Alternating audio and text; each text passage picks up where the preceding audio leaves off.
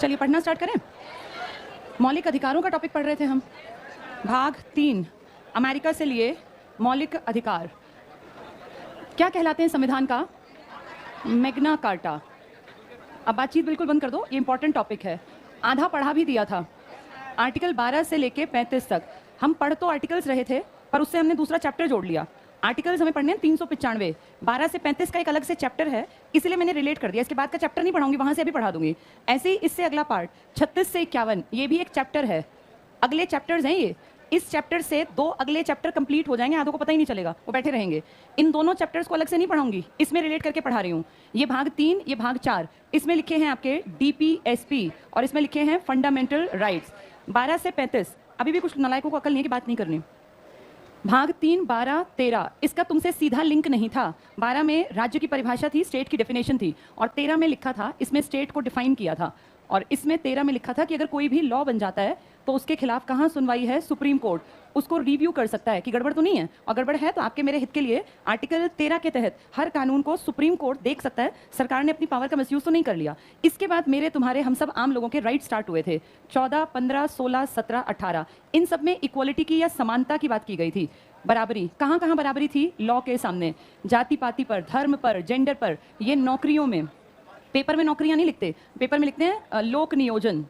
लोक नियोजन यानी जनता के लिए अच्छे काम करने के लिए। आरक्षण इसी में ऐड था। 16(4) में बताया था तुम्हें कि कुछ जो गरीब पिछड़े दलित रह गए, इनको आगे बढ़ाना पड़ेगा। 17 में था अस्पृश्यता, अनटचेबिलिटी, अस्पृश्यता, अनटचेबिलिटी का अंत, ये बहुत बहुत इंपॉर्टेंट है। और 18 में थी उपाधियां, इनका अंत कर दिया। उपाधियों में सर, नाइटहुड, सर्जेंट, ये उपाधियां, लेकिन इसके बजाय स्टार्ट कर दी सबसे बड़ा प्राइज भारत रत्न।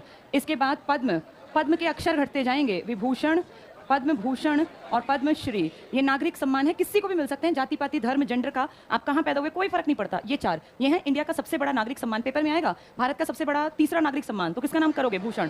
और चौथे नागरिक सम्मान का पद्मश्री। ये उपाधियां नहीं है, उपाधियां थी सर, नाइट, नाइटहुड या राय साहब, राव साहब, सर टाइप की उपाधियां। कल SI के एग्जाम में मेरे ख्याल सर की उपाधि किसी के पूछी हुई थी ना, ये कोई उपाधि? हाँ, ये राय बहादुर की। तो पेपर में आते हैं, इसलिए इनको ध्यान से पढ़ के जाना, कहीं आधों को पता ही ना चले क्या पढ़ाया। 18 तक इक्वालिटी की बात की गई। इसके बाद बात की जाएगी स्वतंत्रता की, और इसमें आते हैं 19 के बहुत सारे पार्ट बताए थे तुम्हें। 19 में क्या लिखा था? आज़ादी है। किस चीज़ की आज़ादी? अभिव्यक्ति की। मेरे मन में जो विचार है, मुझे लगता है सरकार के खिलाफ या सरकार के विरोध में या सरकार के पक्ष में, तो मैं बोल सकती हूँ, लेकिन मैं कोई गलत शब्द ना यूज़ करूँ जिससे दंगे भड़क जाएं या कोई मिस यूज़ करें किसी भी चीज़ का। अभिव्यक्ति की आज़ादी है। इसी के साथ आपको RTI, संडे वाले एग्जाम में SI में RTI का डे और डेट पूछी गई थी ना, ये बहुत कॉमन आने वाला क्वेश्चन है। इसका चैप्टर है, एक चैप्टर कराऊंगी मैं। अभी देखो कल वाले एग्जाम के आंसर ये बता रही हूँ मैं, क्वेश्चन पूछ लिया इस टॉपिक से।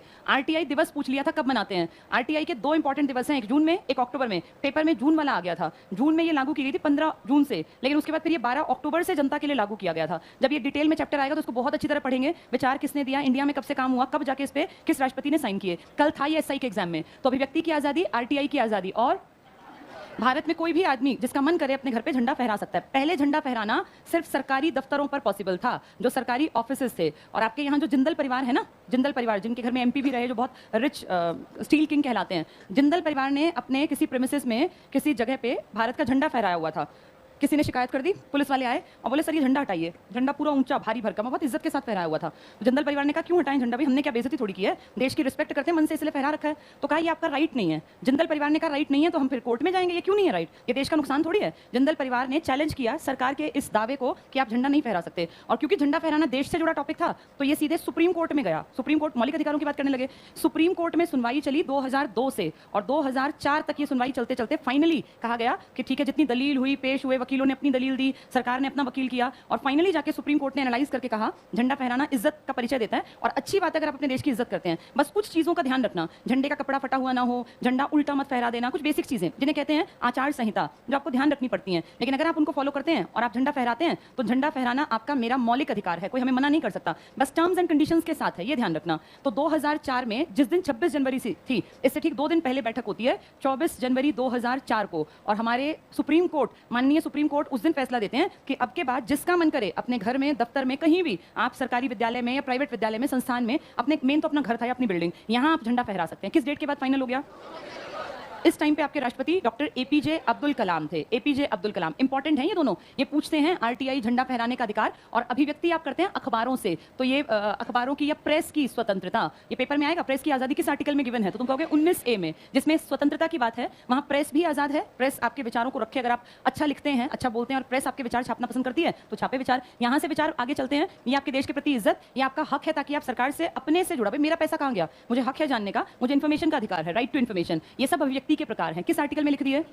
19 से। ये मैंने पढ़ा दिया है आपको, ये रिवाइज करा रही हूँ सिर्फ। 19B कहता है बिना अस्त्र शस्त्र रखे आप कहीं भी इकट्ठे होते हैं, कोई आपको मना नहीं करेगा। किसान आंदोलन सबसे बढ़िया एग्जांपल है, यानी बिना अस्त्र शस्त्र के आप कभी भी कहीं भी इकट्ठे हो सकते हैं। अस्त्र शस्त्र में डिफरेंस पता होगा? शस्त्र क्या होता है? अस्त्र क्या होता है? जिसको हाथ में पकड़ के वैसे ही चला दिया जाए, जो फेंक के चलाया जाए वो अस्त्र, और जो हाथ में धारण किया जाए वो शस्त्र। बिना अस्त्र शस्त्र के आप इकट्ठे हो सकते हैं, आर्टिकल 19B ऐसा कहता है। सी कहता है आपका जो मन करे संघ, जो मन करे समूह। आप देखते हैं कॉलेजेस में या कहीं भी संगठन बन जाते हैं, ये संगठन बनाना मौलिक अधिकार है, लेकिन सरकार के खिलाफ गलत दुष्प्रचार या देश के खिलाफ गलत भावनाएं मन में नहीं भरनी, वरना उनको बैन कर देंगे। डी कहता है जहां आपको जाना है, जहां रेजिडेंस बनाना है, नहीं ई था रेजिडेंस, है ना, डी था जहां मन करे, राइट टू मूव, जहां मन करे आप आ जा सकते हैं, आना जाना। ये जैसे आ जा मैंने आपके लिए समझाने के लिए बताया, ऐसे शब्द नहीं लिखे, लेकिन अगर शब्द याद करोगे तो दिमाग से निकल जाएगा। तो आने जाने की स्वतंत्रता कह लो, किसमें दी गई है? 19D में। रेजिडेंस यानी जहां आपका मन करे आप अपना स्थायी निवास बनाओ, घूमने जाओ, कोई आपको मना नहीं करेगा। पहले F था, अब F नहीं है, ये प्रॉपर्टी से जुड़ा था, प्रॉपर्टी से जुड़ा। जी में था जो तुम्हारे जी में आए वो रोजगार करो, जिसका मन करे दुकान खोलो, सरकारी नौकरी की तैयारी करो, बिजनेस करो, मना किसी ने नहीं किया। जिसके घर में बहुत पुश्तैनी पैसा है, जिसको लगता है मेरे पिताजी 4-5 करोड़ मेरे ऊपर खर्च कर सकते हैं, बिजनेस करे, वो क्यों बैठे क्लास में और पढ़े, ये आपकी मर्जी है, आपका हिसाब किताब है, आपको डिसाइड करना है, देश कुछ नहीं कहता। F प्रॉपर्टी का राइट है, F अब नहीं है, थोड़ा ध्यान से सुनना। 19F गया और 31 गया, इन दोनों को यहां से रिमूव करके और बहुत पीछे भाग 12, पहले ये थे भाग 3 में, 12 के आर्टिकल 300A में इनको ऐड कर दिया। पहले 300 के बाद सीधा 301 था, ये बाद में शामिल किया गया। 2 आर्टिकल निकले, एक पूरा गया और एक का एक पार्ट गया। 19 के बहुत सारे पार्ट थे, 19F गया, 19ABCDEG अभी भी चल रहे हैं। 19F और 31 पहले जो भाग 3 के पार्ट थे, अब किस भाग में चले गए? 12। कौन से आर्टिकल में? 300A में। ये था 19 का सारा पार्ट, समझ में आ गया था? ये हमें आज से 20 पढ़ना था, ये रिवाइज करा दिया सारा। अब आज आगे बढ़ते हैं, बहुत ध्यान से पहले सुनो समझो। अब SI के पेपर में देखो अधिकारों पे था, हर बार आता, कहीं पेपर उठा लो ये आपको मिलेगा ही मिलेगा। मोस्ट इंपॉर्टेंट आने वाले क्वेश्चन आज हम कर रहे हैं अनुच्छेद, क्योंकि भाग 3 पढ़ रहे हैं हम। कौन कौन से? 20, 21। ध्यान से सुनना और समझना।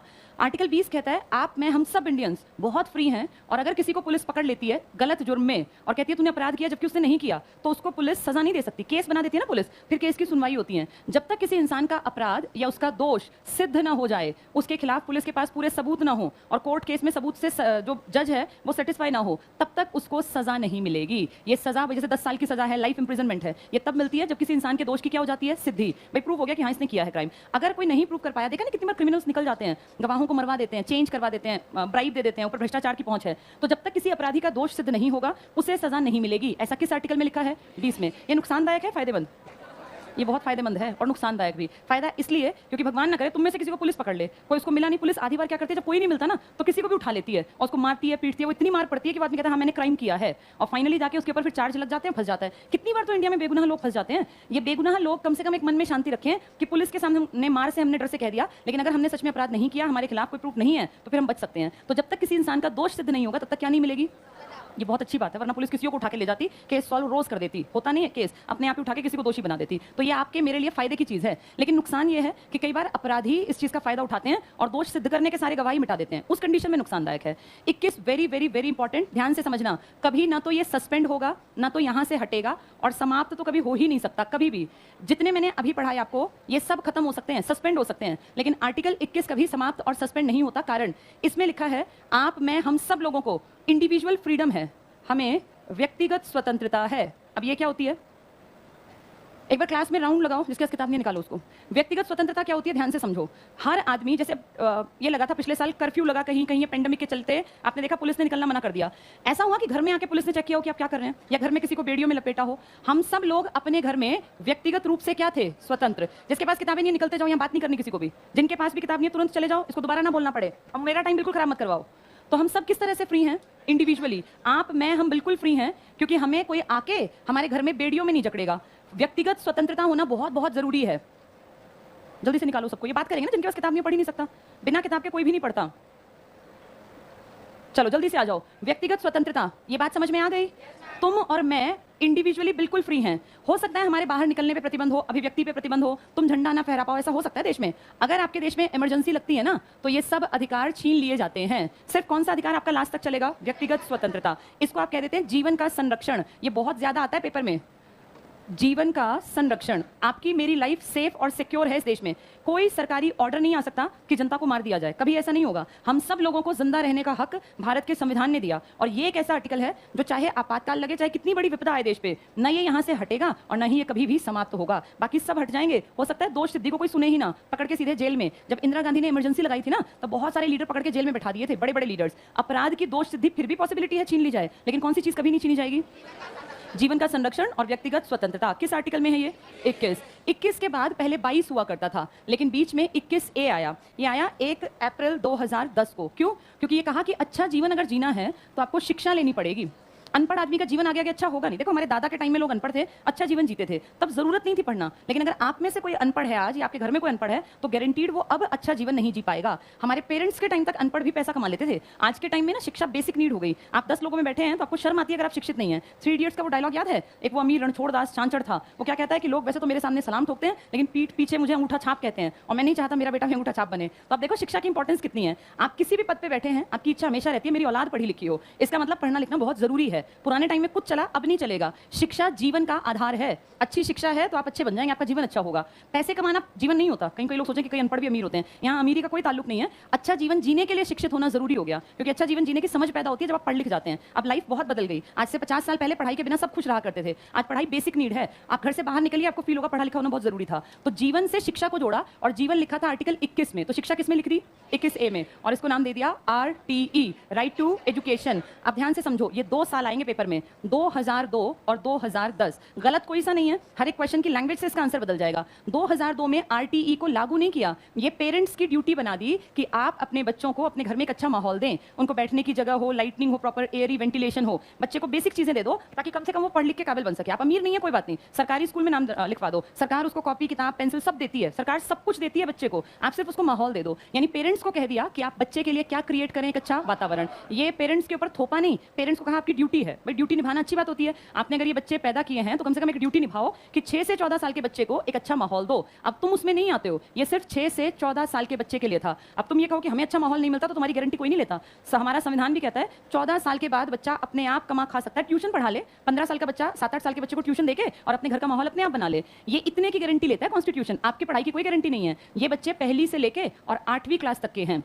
पहली में 5 साल प्लस में बैठता है और अगले 7 साल पढ़ते पढ़ते वो 14 साल का हो जाएगा। इस उम्र के बच्चों को RTE एक राइट दिया गया। पेरेंट्स का राइट नहीं है, पेरेंट्स की क्या है? ये ड्यूटी। राइट बनने में अगले 8 साल की और मशक्कत लगी, और 1 अप्रैल, क्योंकि स्कूल स्टार्ट होता है हमेशा 1 अप्रैल से, तो 1 अप्रैल 2010 को बच्चों का क्या बन गया? राइट। अगर अब किसी बच्चे के पेरेंट्स उसका नाम लिखाने से मना करें तो वो सीधे कहेगा मैं सुप्रीम कोर्ट जाऊंगा, और उसकी सुनवाई होगी पेरेंट्स के खिलाफ। पेरेंट्स को ड्यूटी निभानी है, लेकिन बच्चे का ये हक है। अगर किसी बच्चे को पढ़ने से रोका जाए तो वो सीधे सुप्रीम कोर्ट में अपनी अर्जी लगवा देगा, और सुप्रीम कोर्ट पहले दिन इसकी अर्जी पे सुनवाई करेगा, क्योंकि ये मुद्दा मौलिक अधिकारों का है। यानी अब बच्चे अपने पेरेंट्स के खिलाफ भी सुप्रीम कोर्ट में जा सकते हैं। लेकिन कौन सी उम्र के बच्चे जिनको पढ़ने नहीं दिया जा रहा? कौन सी उम्र के हैं ये? 6 से 14। किस क्लास के हैं? 1 से 8 तक। पेरेंट्स की ड्यूटी पहले बनी, बच्चों का हक बाद में बना। 21A में क्यों लिखा? क्योंकि 21 में क्या लिखा था? जीवन। और अच्छे जीवन के लिए बेसिक नीड क्या है? एजुकेशन। ये है 21A। अब अगला है आर्टिकल 22। ये भी बहुत इंपॉर्टेंट है।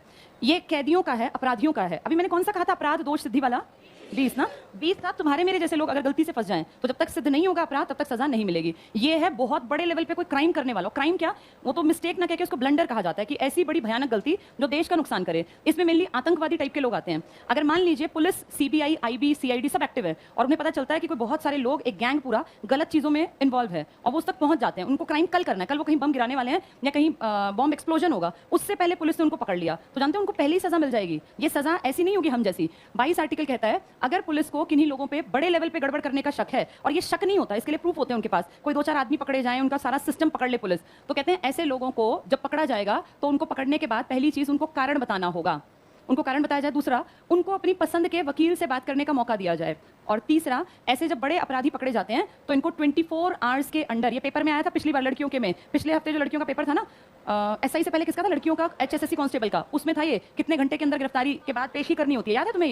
ये पेपर में आया था। तो 24 आवर्स के अंदर अंदर मजिस्ट्रेट के सामने इसकी पेशी होगी। अब मान लीजिए कोई बिहार से पकड़ा गया और उसको लाना है दिल्ली, तो लाने में 1 दिन लग गया। उस कंडीशन में आने जाने का समय माइनस कर दिया जाएगा। अगर आने जाने में 24 घंटे लग गए पुलिस को, तो फिर उसके 24 घंटे आने जाने के समय के बाद से गिने जाएंगे। अगर उसको आज पकड़ा गया, दिल्ली लाने में उसको कल तक का टाइम लग गया, तो आज से कल 24 घंटे नहीं, जब वो दिल्ली एंट्री हो गया ना थाने में, तब से अगले 24 घंटे गिने जाएंगे। ये पेपर में आया था इसलिए समझा रही हूँ, वैसे भी इंपॉर्टेंट है ये, मौलिक अधिकार से हर बार क्वेश्चन आते हैं। तो कितने घंटे के अंदर पेशी करनी पड़ती है? 24 घंटे। तुमने मूवीज में देखा कैसे पकड़ते हैं पुलिस वाले? इनको कोई नहीं बताता। को पता था पकड़ने वाले कारण क्या होता है? आती सीधे धड़ाधड़ धड़ाधड़ पीट के और पकड़ पकड़ के ले जाते हैं। वैसे लिखा है कि उनको कारण बताना चाहिए, और कौन उनको बात करने देता है? वकील से कोई सलाह नहीं करने देता, पकड़ के उनको पीटते हैं सीधा और पकड़ के ले जाते हैं। हाँ जी, ये उन्हीं के लिए स्पेशल है, ये हमारे लिए नहीं है। ये जो बड़े क्राइम करने, अब एक चीज ध्यान से देखो, 20 था, अपराध करने के बाद पकड़ा था आदमी, चाहे गलत पकड़ा, यहाँ अपराध हुआ नहीं है। इसे बोलते हैं डिटेंशन, यानी अपराध से पहले रोक लेना। और इस आदमी को पकड़ के और इसको 3 महीने तक पुलिस अपनी कस्टडी में रख सकती है। 3 महीने, चाहे प्रूफ नहीं हुआ तब भी 3 महीने। और मान लीजिए पुलिस को शक है, या सीबीआई को या आईबी को, कि ये आदमी बाज नहीं आएगा, ये दोबारा इस हरकत को अंजाम देगा,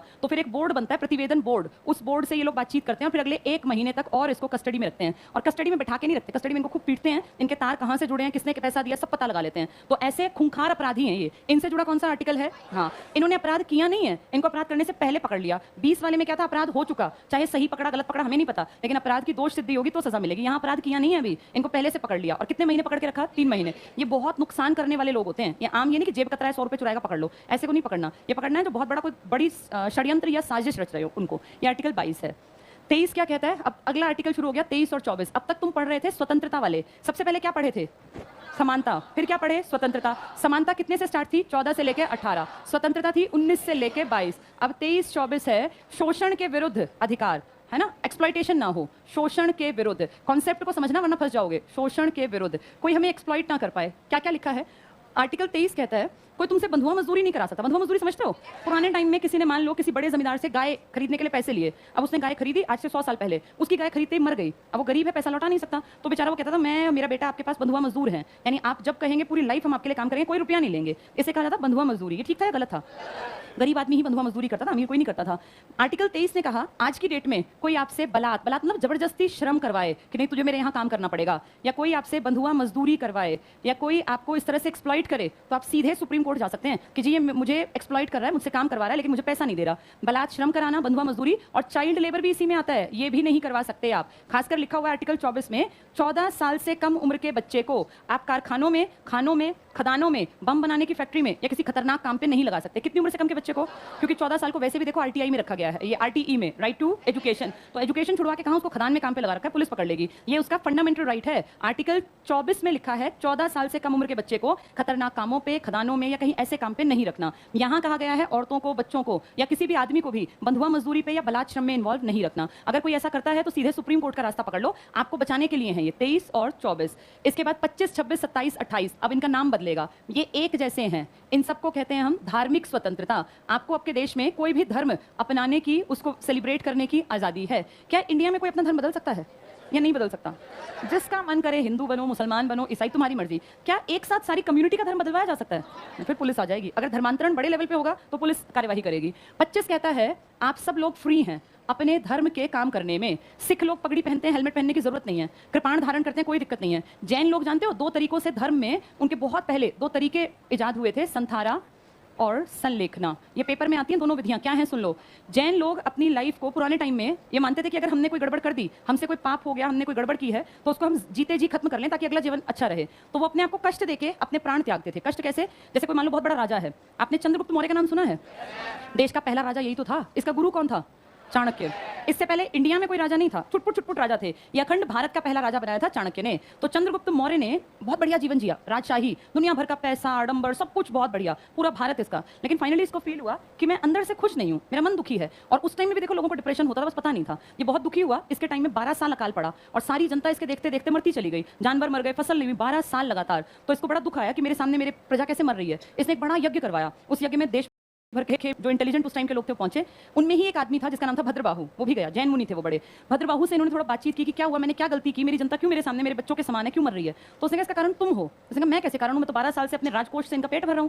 तो उसने कहा कि तुमने बहुत सारे पाप किए हैं और पाप भगवान जो है कहीं ना कहीं उनसे बदला तो लेगा। अब वो तुम्हें कष्ट सीधे नहीं दे रहा, इस प्रजा को दुखी कर रहा है ताकि तुम दुखी हो जाओ। तो कहता है मैं कैसे बचाऊं? तो उसने कहा कि तुम मेरे साथ चलो, ये प्रजा अपने आप ठीक हो जाएगी। तो उसने अपना बोरिया बिस्तर बांधा, जो जरूरत के बहुत खास जरूरत के सामान थे, वरना खाली हाथ, मुकुट त्याग दिया, अपने बेटे को राजा बना दिया और वहां से चल पड़ा, बिंदुसार को राजा बना के। और चंद्रगुप्त मौर्य चलते चलते चलते कहाँ तो बिहार में बैठा था, कहाँ महाराष्ट्र कर्नाटक की तरफ निकल गए, और वहां जाके फिर उनको समझाया भद्रबाहु ने कि आपको अपने प्राण त्यागने पड़ेंगे। तो उसने कहा ठीक है, मैं तो प्राण वहीं ना त्याग देता। कहा ऐसे नहीं, कष्ट सहते सहते, भूख प्यास सहते सहते। तो इनको वहां पे जाके कहा तपस्या करो, खाना नहीं खाना चाहे कितनी भूख लगे, और लंबे टाइम तक उपवास करते करते करते करते फाइनली एक दिन चंद्रगुप्त मौर्य एक्सपायर हो गए। ये विधि कि अपने आप को दुख देके, कष्ट देके अपने कर्मों का पश्चाताप करना, इसे कहा जाता है संथारा और संलेखना। अंतर क्या है? जब आप पूरा सब कुछ छोड़ छाड़ के दूर जंगलों में निकल जाएं, पहाड़ों पर, तो फिर वो कहलाती है संथारा, संलेखना सॉरी। और जब आप घर में ही एक कमरे में अपने आप को बंद कर लें और कट ऑफ हो जाए हर किसी से, मरना वैसे ही है, उसे कहते हैं संथारा। आज भी जैन धर्म में ये इलीगल नहीं है। राजस्थान कोर्ट में किसी ने चैलेंज किया और कहा भैया ये तो आत्महत्या है। आत्महत्या लीगल है या इलीगल है? कोई आत्महत्या का प्रयास करे केस बन जाता है ना उस पे। तो किसी ने कहा ये कैसे आत्महत्या कर रहे हैं? तो ये केस गया राजस्थान हाईकोर्ट में। 5-6 साल हो गए, मेरे 15 की बात है ये। राजस्थान हाईकोर्ट ने बहुत एनालाइज किया, बातचीत की, और फाइनली उन्होंने डिसीजन दिया कि संथारा और संलेखना को आप आत्महत्या नहीं कहेंगे, ये धार्मिक मुद्दा है। और कोई अगर जैन धर्म में चाहता है अपने प्राण त्यागना इन विधियों से, तो बेशक त्यागे, उसको आत्महत्या कंसीडर नहीं किया जाएगा। यानी हर धर्म को आजादी है, कोई पगड़ी पहनो, कोई हेलमेट ना पहने, कोई कृपाण रखे, कोई अपने प्राण त्यागे। तो ये सब चीजें कौन से आर्टिकल में है? 25। तो 25 आजादी देता है हर तरह की। 26 कहता है इस धर्म के लिए, अब धर्म को आगे कैसे बढ़ाया जाता है? कोई भी धर्म आगे बढ़ाने के लिए ना आपको संस्थान बनाने पड़ते हैं, मंदिर मस्जिद ये सब बनाए गए हैं, तभी तो चीजें रहेंगी, वरना भूल जाएंगे। अब ये कहता है कि आपका जो मन करे आप अपने धर्म के लिए जमीन लो, आप लोगों से पैसा जबरदस्ती मत उगाही करना। अभी देखा राम मंदिर के लिए घर घर में लोग आए थे, आपका मन करे 1 रुपया दो, 10 रुपए दो, 11 रुपए दो, 100 रुपए दो, मर्जी थी ना, जबरदस्ती नहीं, वो स्लिप देते थे। ये यही कहता है आर्टिकल। कहता है अपने धर्म के लिए आप चाहो तो मैनेजमेंट करो, अपने प्रचार प्रसार करो, कुछ भी करो, लेकिन लोगों का पैसा यूज मत करना। मंदिर मस्जिद बनाना, अपने कोई आश्रम बनाओ, धाम बनाओ, तुम्हारी मर्जी, लीगल तरीके से। 27 कहता है किसी भी तरह का कर आप जनता से नहीं लेंगे। जैसे मुगल हमारे टाइम में जजिया लिया करते थे भारत में, जब हम लोग पुराना पढ़ते हैं कि तुम हिंदू हो तो तुम्हें जजिया देना पड़ेगा। और जानते हो जजिया कितनी बेइज्जती थी? जजिया देते टाइम 2 हाथ आगे किए जाते थे, जो ऊपर एक ऐसे पोडियम टाइप पे एक आदमी बैठता था और लाइन लगती थी जजिया देने वालों की, और 2 हाथ में, एक में सिक्का रखा जाता था जो टैक्स देना है, और एक हाथ खाली। दोनों हाथ करते थे उसके सामने, सिक्का वो आदमी उठा लेता था और हाथ पे थूकता था। क्यों? ताकि ये फील हो कि तुम किस घटिया धर्म में हो। ये कितना गलत था, इलॉजिकल था और बेवकूफी भरा काम था, लेकिन कोई कुछ बोल नहीं सकता। ये हर महीने देना ये टैक्स, एक तो जेब से पैसा खर्च करो और बेइज्जती कराओ, ये धार्मिक कर था, गलत था। अब कह दिया जनता से आप कोई टैक्स नहीं लेंगे धर्म के नाम पर। किस आर्टिकल में लिखा है ऐसा? 28 कहता है किसी भी स्कूल में, किसी भी कॉलेज में, यूनिवर्सिटी में या किसी भी संस्थान में आपसे जबरदस्ती धार्मिक कोई भजन कीर्तन या इस तरह का कोई, अब ये कहे कि बोलो जय श्री राम, स्कूल में कोई नहीं बुलवाएगा। अगर वो बुलवाते हैं उन पर कार्यवाही हो जाएगी। जय श्री राम बोलना है तो आप अपने घर में मोहल्ले में कहीं बोले, ऐसे ही कोई अल्लाह अकबर नहीं बुलवा सकता। ये हमारी मर्जी है हर एक इंडिविजुअल की। अगर मैं चाहूँ मेरा स्कूल कुछ कर रहा है, मुझे नहीं करना, धर्म से जुड़ा, यानी कि मुझे पढ़ाई भी नहीं करनी, क्या बिगाड़ोगे? ऐसा नहीं करना, पढ़ाई तो करनी पड़ेगी। या मैं प्रेयर नहीं गाऊंगा, ये गलत है। 2 स्टेट्स के बारे में सुन लो, यूपी और तमिलनाडु। यूपी में किसी ने एक अर्जी डाली हाईकोर्ट में और कहा कि हमसे मदरसों में राष्ट्रगान क्यों गवाया जा रहा है, कुछ इस तरह का था, किसी ने शुरू करवा दिया। तो यूपी के हाईकोर्ट ने कहा राष्ट्रगान गाना कोई धार्मिक काम नहीं है, ये कोई नहीं कि हिंदुओं का है राष्ट्रगान, जनगण मन अधिनायक जय है, सबका है, देश का है, और मदरसे में गाने में दिक्कत नहीं होनी चाहिए। यानी यूपी ने मदरसों में भी क्या गाना कंपलसरी करवा दिया था? राष्ट्रगान। तमिलनाडु में किसी ने केस किया कि हमसे जबरदस्ती वंदे मातरम गवाते हैं, ये वंदे मातरम। तमिलनाडु हाईकोर्ट ने कहा वंदे मातरम किस धर्म का है? ये तो पूरे देश का है। वंदे मातरम मतलब जमीन को हम सलाम करते हैं, तो आप चाहे ईसाई हैं, सिख हैं, हिंदू है, क्यों नहीं सलाम करते? यहाँ रहते हो, यहाँ का खाते हो, तो इस देश को सलाम करने में तुम्हें क्या है? किसने कह दिया कि हिंदू ही बोलेंगे? इन 2 स्टेट्स का न्यूज में बड़ा नाम रहा था। यूपी ने मदरसे में राष्ट्रगान गाने को ये कर दिया था कि क्यों नहीं गाते हो, ये कौन सा तुम्हारे धर्म को आहत करता है, और तमिलनाडु ने वंदे मातरम को। वैसे आपके देश में कोई भी संस्थान ऐसा नहीं है जो आपको श्री राम के भजन या हनुमान चालीसा या हनुमान अष्टक या शिवजी चालीसा गवाए। ऐसा करेगा तो गलत है। ये सिर्फ अपने स्कूलों में, संस्थानों में वंदे मातरम और जनगण मन, क्योंकि वो देश के हैं, ये गाए जा सकते हैं। क्या ये पॉइंट समझ में आ गए? ठीक है, जल्दी से किताब उठाओ, थोड़ा सा पढ़ लेते हैं। हमने शायद उस दिन लास्ट कितना पढ़ा था देखना, 63 पेज पर है, 20 पढ़ना था आज। अच्छा, ये वृत्ति जीविका ये पढ़ लिया हमने, पहले जी में था जो। ठीक है, पेज 63 पर आ जाओ, फटाफट से टिक करो। अनुच्छेद 20, अनुच्छेद 20 क्या था बताना? 20 और 22 दोष के हैं। 20 किसका दोष है? जिसने अपराध कर दिया या नहीं किया? अपराध हो चुका या नहीं हुआ? हो चुका। कहां बिना अपराध वही पकड़ लिया था? 22, वो अपराध बहुत नुकसान करने वाला था। अंडरलाइन करना, अनुच्छेद 20 अपराधों के लिए दोष सिद्धि के संबंध में संरक्षण, provide protection in relation to convictions for offences. ठीक है। अच्छा, अब जैसे जब क्राइम होता है सजा तब की देते हैं जब उसकी सुनवाई होती है। हाँ देखो, अब आर्टिकल 20 ने कहा अपराध की दोष सिद्धि। ध्यान से सुनो, पहला, जब क्राइम किया था ना, मान लो किसी ने 1996 में क्राइम किया, उसका केस चलता रहा, अब आएगी सजा। तो जिस टाइम पे क्राइम किया था ना उसके अकॉर्डिंग सजा मिलेगी, चाहे 2021 चल रहा है। अगर किसी ने जेब कतरा था, किसी ने किसी की जेब काट ली और उस टाइम उस पर 100 रुपए का फाइन था, आज 5000 का है, तो उसको कितने रुपए देने पड़ेंगे? 100 रुपए। जिसने जब क्राइम किया उसका रिजल्ट चाहे 20 साल बाद आए, उसको सजा उस टाइम के अकॉर्डिंग मिलेगी, क्योंकि क्राइम उसने उसी टाइम पे किया था। पहली बात। दूसरी बात, किसी इंसान ने क्राइम किया, उस क्राइम के लिए उसको सिर्फ एक बार सजा मिलेगी। ऐसा नहीं कि तूने जेब काटी थी, पकड़ के 2 महीने बाद छोड़ दिया, फिर आजा तूने एक बार पहले जेब काट रखी, आ जाओ। मैं कितनी बार बंद करोगे? एक क्राइम के लिए एक बार सजा। इसीलिए इसका नुकसान पता क्या है? एक बार जो मर्डर कर दे ना, उसका डर खुल जाता है, उसको लगता है जिस दिन पकड़ा जाऊंगा उस दिन तो मुझे मरना ही है। तो एक मर्डर करने के बाद आदमी फिर 50 करने से भी नहीं चूकता, वो डर खत्म हो गया ना। तो जहां इसका फायदा है वहां इसका नुकसान भी है। एक गलती की सजा एक बार मिलना बहुत अच्छी बात है कि एक ही बार मिली, पर ऐसा करने से बड़ी गलती करने वाले को पता है कि जब मैं फंसूंगा तो मुझे वही सजा मिलनी है। तो जो ये डॉन और इस तरह के लोग बन जाते हैं, डर क्यों खुलता है? उनको पता है फांसी पे एक आदमी मारा तो भी फांसी है, और 10 मारे तो 10 बार थोड़ी लटकाएंगे, लटकाएंगे तो एक ही बार। तो एक क्राइम में जब दुनिया में उतरा आदमी तो इसलिए बड़ा क्रिमिनल बन जाता है। इसका नेगेटिव इफेक्ट वहां दिखाई देता है क्योंकि वो डर खत्म हो गया, पता है जिस दिन मरना है मरना है। एक क्राइम की सजा एक बार, जब क्राइम किया उस टाइम के अकॉर्डिंग इंसान को सजा मिलेगी। ये बातें समझ में आ गई? ये लिख लो यहाँ आर्टिकल 20 के पास लिखो, इसी के पास देखो एक शब्द लिखा है भूतलक्षी प्रभाव, ढूंढो इसमें भूतलक्षी, मिल गया? रेट्रोस्पेक्टिव इफेक्ट, यही लिखो। इसका मतलब यही है जो मैंने बताया, लिखो जब क्राइम किया तब के अनुसार सजा मिलना, जब अपराध किया तब के अनुसार सजा मिलना, इसी को बोलते हैं रेट्रोस्पेक्टिव इफेक्ट या भूतलक्षी प्रभाव। जब क्राइम किया तब के अनुसार सजा मिलना। नेक्स्ट इसी में लिख लो एक गलती के लिए एक बार सजा मिलना, एक गलती के लिए एक बार सजा मिलना। तो एग्जाम में आ जाएगा, बताओ भूतलक्षी प्रभाव कौन से आर्टिकल में आता है? भूतलक्षी का मतलब क्या है? 2 बातें मेन, एक गलती के लिए एक बार सजा, और जब क्राइम किया तब के अकॉर्डिंग सजा मिलेगी, अब के अकॉर्डिंग नहीं। ठीक है, नेक्स्ट टिक करो। अनुच्छेद 21 प्राण और दैहिक स्वतंत्रता, personal present life and personal liberty, underline कर लो ये प्राण और दैहिक स्वतंत्रता। यहां लिख लो व्यक्तिगत स्वतंत्रता, ये लिखा हुआ है व्यक्तिगत स्वतंत्रता। दैहिक स्वतंत्रता मतलब तुम्हें कोई बेड़ियों में नहीं जकड़ेगा, देश में हो सकता है बाहर निकलने प्रतिबंध, घर में तुम फ्री हो, दैहिक स्वतंत्रता। नेक्स्ट पे आ जाओ, अनुच्छेद 21 में कानून द्वारा स्थापित प्रक्रिया शब्द का उल्लेख, 21 में प्राकृतिक न्याय का सिद्धांत, अंडरलाइन कर लो प्राकृतिक न्याय, नेचुरल जस्टिस, तुम्हें कोई नहीं मारने वाला बिना गलती के। क्या ये कभी खत्म हो सकता है? ये यहाँ से हट सकता है? मुझे 2 आर्टिकल बताना जो हटा के 300 में पहुंचाए, 300 में 19F और 31। तुम जब तक जिंदा हो कभी नहीं सुनोगे आर्टिकल 21 उठा के कहीं और भेजा, ये हमेशा चलेगा। आपातकाल में सब बंद हो सकता है, 21 नहीं छीन सकते। यहाँ लिख लो कभी समाप्त नहीं, 21 के पास लिख लो कभी समाप्त या सस्पेंड नहीं, ना ये हटेगा, यहाँ से हिलेगा ही नहीं आर्टिकल 21, बाकी सब हट सकते हैं, कभी समाप्त नहीं। मेनली आर्टिकल कब छीने जाते हैं, कब सस्पेंड किए जाते हैं? जब देश में आपातकाल हो, राष्ट्रपति करता है सस्पेंड, 21 को कभी सस्पेंड नहीं करेंगे। नेक्स्ट पे आना, अनुच्छेद 21 क में प्रारंभिक शिक्षा, प्रारंभिक शिक्षा और प्राथमिक शिक्षा एक ही होती है अलग अलग? प्राथमिक शिक्षा क्या होती है? तुम सब पढ़े लिखे हो, तुम ये पढ़ के आए हो, प्राइमरी एजुकेशन, और एक शब्द है एलिमेंट्री एजुकेशन, सेम है या अलग अलग? ये पहली से 5वीं, ये पहली से 8वीं। शिक्षा का अधिकार किसको दिया, प्रारंभिक को या प्राथमिक को?